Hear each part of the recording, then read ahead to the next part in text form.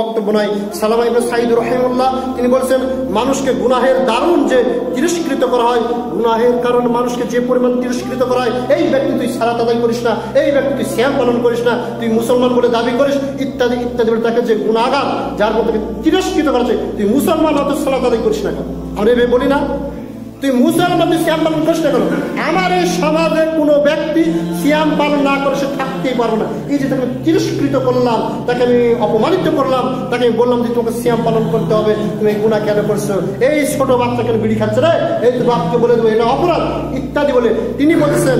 সালামা ইবনে সাঈদ রাহিমাহুল্লাহ তিনি বলছেন, মানুষকে গুনাহের কারণে যে পরিমাণ মানুষ তিরস্কৃত করে, তিরস্কৃত করা হয়, অধিক খাওয়ার কারণেও যদি তাকে সেই রকম যদি তিরস্কৃত করা হতো, অধিক খাওয়ার কারণেও যদি তাকে যদি সেইভাবে তিরস্কৃত যদি করা হতো, তবে তার জন্য অনেক অনেক অনেক উপকার হবে।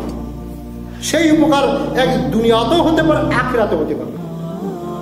যত রোগ বালাই রয়েছে তার মূলে রয়েছে বদহজম।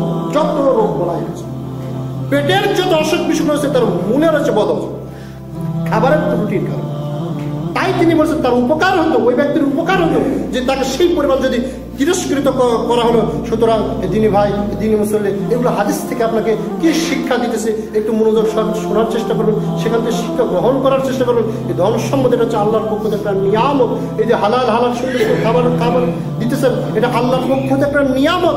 অবশ্যই নিয়ামত সম্পর্কে কালকে আমাদের দিন জিজ্ঞাসা করা হবে, আমার কথা নয়। আল্লাহ তাআলা বলেছেন, হাকুম তাকাসুর হাত্তা যুরতুম মাকাবির কাল্লা সাওফা তাআলামুন সুম্মা কাল্লা সাওফা তাআলামুন কাল্লা লাউ তাআলামুনা ইলমান ইয়াকিন লা তারাউন্নাল জাহিম সুম্মা লা তারাউন্না আইনাল ইয়াকিন সুম্মা লা তুসআলুনা সুম্মা লা তুসআলুনা, তো প্রশ্ন করা হবে, সুম্মা লা তুসআলুনা ইয়াউমাইযিন, মানে সেই আনিন নাঈম।